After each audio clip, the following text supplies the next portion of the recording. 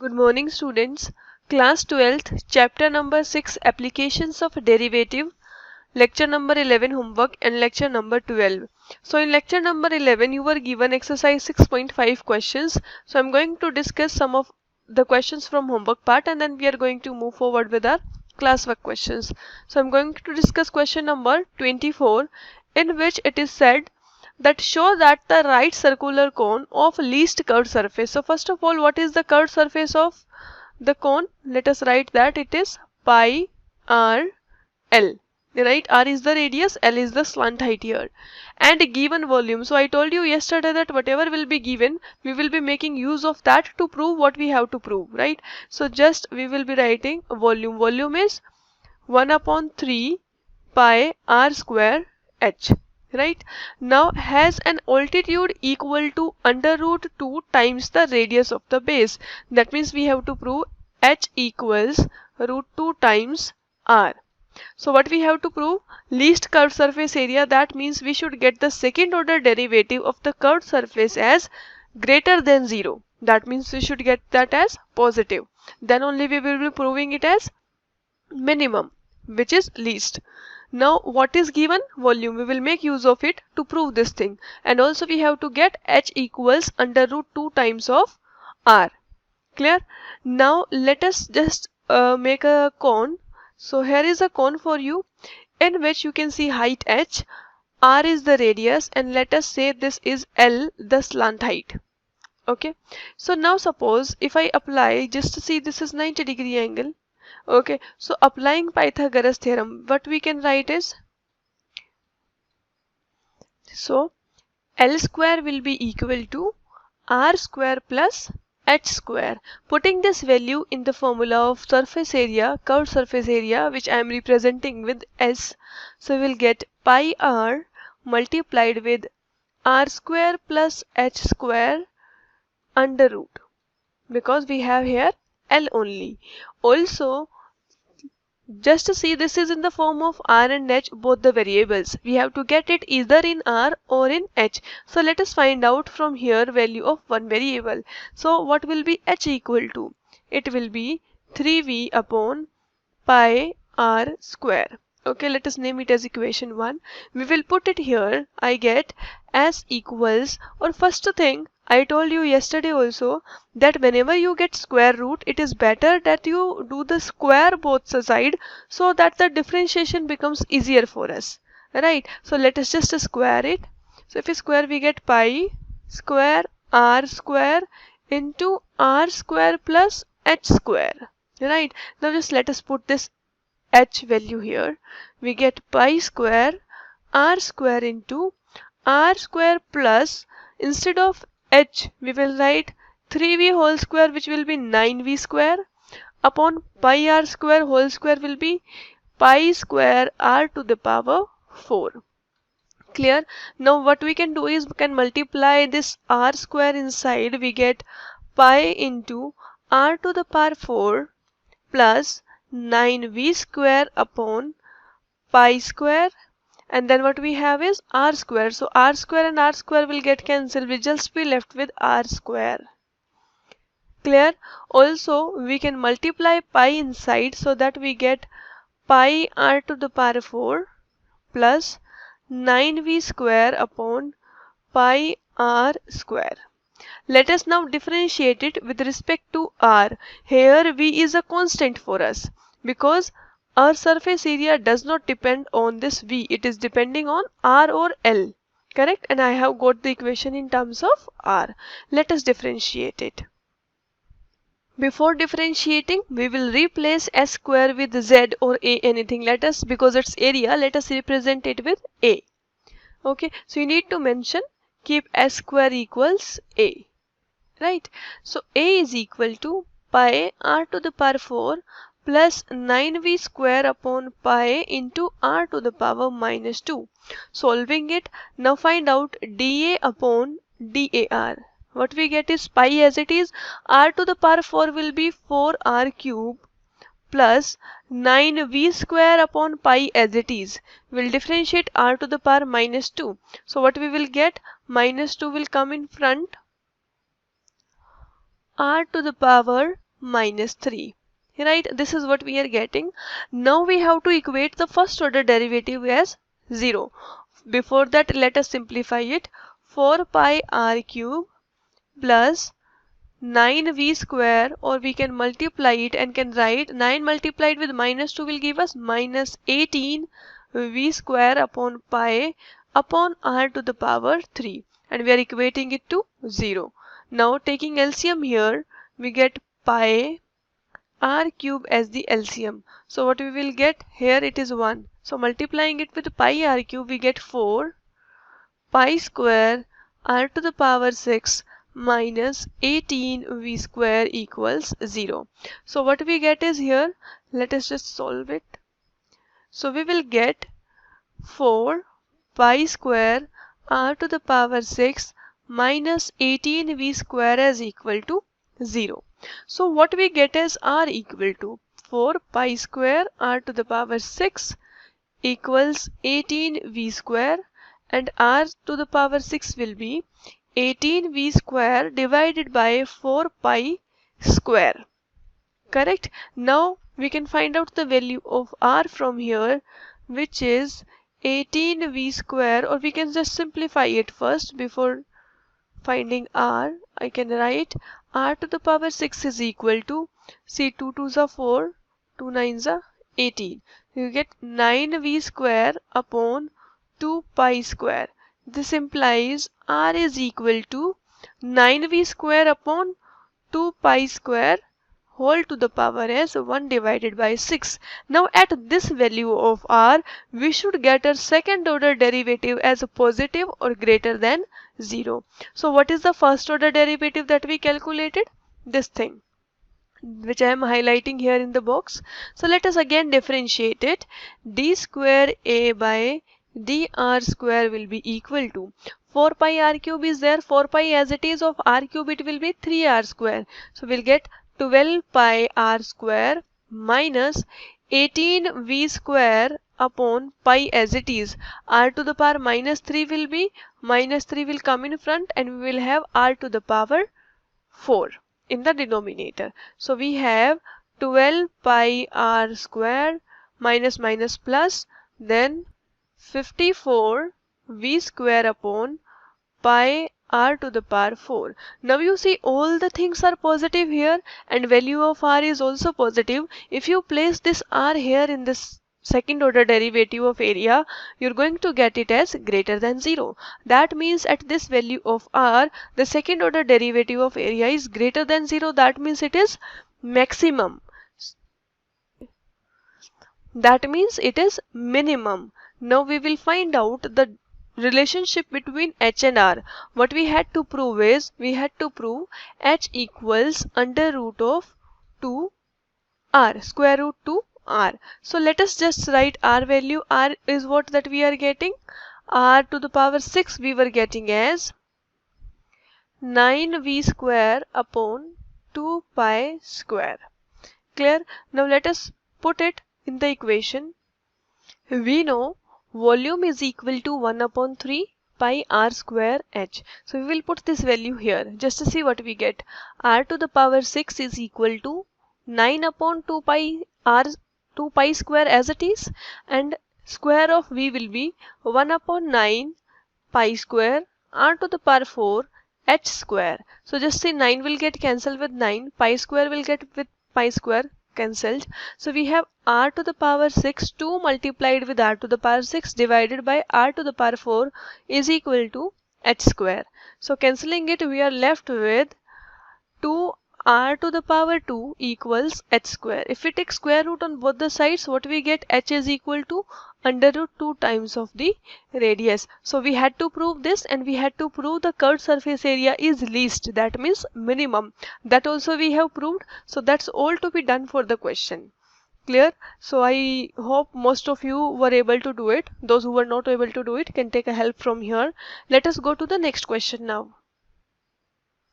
Let us discuss question number 25. In this it is said, show that the semi-vertical angle of cone, that means the angle which is there on the one vertex, of maximum volume. That means we have to prove the volume as maximum. So we should get the second order derivative as negative for volume. So what is the volume of cone? 1 upon 3 pi r square h. Correct? And given slant height, so we have to make use of this to prove the volume maximum, and we have to prove that semi-vertical angle theta is equal to tan inverse of root 2. So let us just try proving it. So there are many ways when you start doing the problem. Everybody will have different ways of doing it, so I'm just doing it one of the ways, so you can also try it with another way in your notebooks and then come up with doubts if you have. So let us just make a figure for it. So here you can see a cone having semi-vertical angle. I have marked that as theta. L is the slant height, H is the height, and R is the radius of the cone. So just to see what is the relationship, because what we have to use slant height. So let us just write what is slant height here in this. L square equals R square plus H square. Now from this we can take out value of either R or H and put in the formula of volume. So V will be equal to 1 upon 3 pi. What will be R square from here? L square minus H square. Putting that L square minus H square multiplied with H. So we have volume equal to 1 upon 3 pi L square H minus H cube. Correct? So we have just in one variable. L is a constant for us because the volume does not depend on L. It depends on R and H. In the formula, as you can see, R and H, there are two variables. So now differentiating it with respect to H, we will have dV by dH equals 1 upon 3 pi as it is. L square being a constant remains as it is. Differentiation of H with respect to H will be 1, and of H cube with respect to H will be 3H square. Now our purpose is to get the critical point that we will get by putting the first order derivative as equal to 0. So putting it as equal to 0, just to see what we get, 1 upon 3 pi multiplied with L square minus 3H square equals 0. We get L square as equal to 3H square. Taking square root on both the sides, we get L as equal to square root of 3 multiplied with H. So this is the relationship that we have got, or also we can write it as that L upon H, the ratio is root 3 upon 1. Clear? Now at this value of L, or we say H, we have to prove the second order derivative of the volume of the cone as maximum, that means negative. Let us find out second order derivative of volume. We get it as, just to see from here, 1 upon 3 pi, okay, multiplied with L square differentiation will be 0 minus 3H square differentiation will be 6H. So you see it is going to be negative when you place H value as equal to L upon root 3. Clear? So it is less than 0, that means it is maximum at this point. Clear? Now the only thing that we have to prove which is left is that this theta, semi-vertical angle which is marked as theta, is tan inverse of root 2. Okay, now just to see, for tan inverse, what we need, just see, if I write tan theta in this triangle, I can name it as A, B and C. Okay, in this if we apply tan theta, what is it equal to? The side opposite to it, which is R, so R divided by the side adjacent to it, which is H. So we still don't know what is R here, right? But using this, we can consider our L as under root of 3x and H as x, and can find out R using the formula here. So let us just find it out. See, I have written H as x, L as under root of 3x, and we are going to find out R. So L is root 3x whole square minus x square equals R square. So we will get 3x square minus x square equals R square. We get R square as equal to 2x square. Taking the square root, we get R as equal to root 2 times x. Right? Now what was tan theta? Just to see, R upon H. So putting the value of R, which is root 2x, and putting the value of H, which is x, we're cancelling it. We are getting tan theta as equal to square root of 2. So taking tan inverse both the sides. So just to see, we'll get tan inverse of tan theta equals tan inverse root 2. So we get theta as equal to tan inverse root 2. What was theta? The semi-vertical angle of the cone. So we have proved that the semi-vertical angle of the cone whose volume is maximum is tan inverse root 2. Clear? So as we have done, I have done by putting the value of r square in the formula of volume. You can do it with h. You can try out some other formulas or using theta. You can introduce theta and then you can from starting start differentiating with respect to theta. So just don't cram it out. Try to understand the application. Only then you will be able to do other type of questions. Fine. Let us go to another question now. Question number 27. We have to find the point on this curve x square equal to 2y. You know this is an equation for parabola which is nearest to the point 0, 5. So let us draw the diagram. So here we are considering in the diagram I have drawn one parabola. It is passing from origin because at x equals 0 pi y is also equal to 0. It will pass from origin. That means the vertex will be at origin. And then I am considering we have to find the point which is nearest to 0, 5. So suppose 0, 5 is here. H, k we are considering a point which is nearest to the point 0, 5. So just to see here, h, k is lying on the curve. So definitely will satisfy the equation of curve. So we will have h square as equal to 2k. Let us name this as first equation. Now this distance h between the point hk and 0, 5, this is to be minimized. So what is the distance formula? You know, under root of x2 minus x1. So we will have h minus 0 which is h square plus y2 minus y1. So k minus 5 whole square, or we can take the square on both the side and can write it as h square plus k minus 5 whole square. Now instead of h square we can put it as 2k. So d square is equal to 2k plus k minus 5 whole square. Clear? Or you can simplify it furthermore. So d square can be replaced by any letter, suppose it is z, equals 2k plus, open the square root here, you get k square plus 25 minus 10k. So we are left with minus of 8k plus k square plus 25 equals z. So we will differentiate it now with respect to k because k is the only variable here. So we will get dz by dk equals minus of 8k will remain minus 8. Then k square, it will be 2k, and of 25 it will be 0.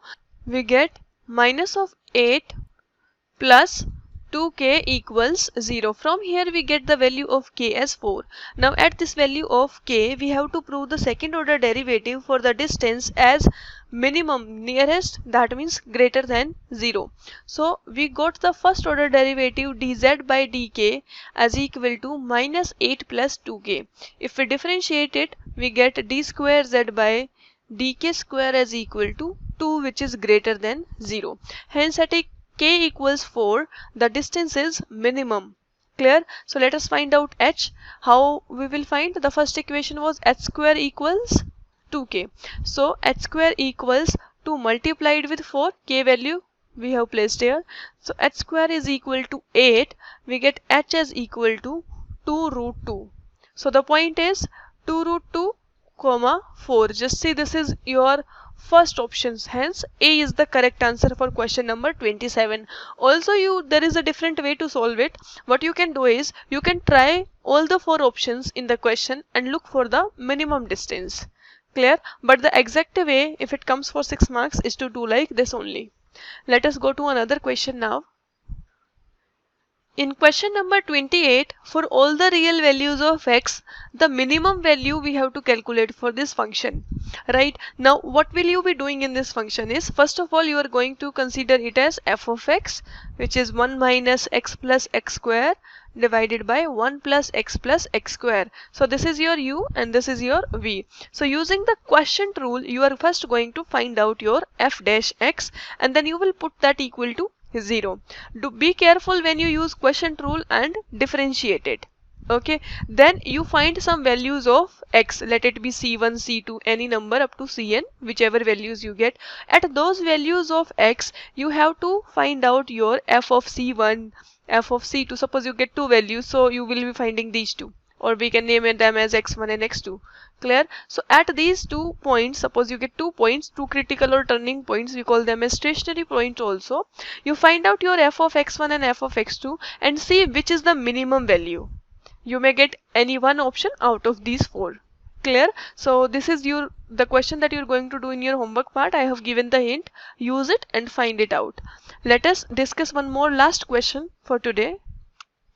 In question number 29, you have to tell the maximum value of this function given when x is from 0 to 1, where 0 and 1 are included. So how will you find the maximum value? First of all, we will going to differentiate it using the chain rule. First you will do for power function and then the value inside it. When you find the first order derivative, you equate it to 0. You will definitely get values of x.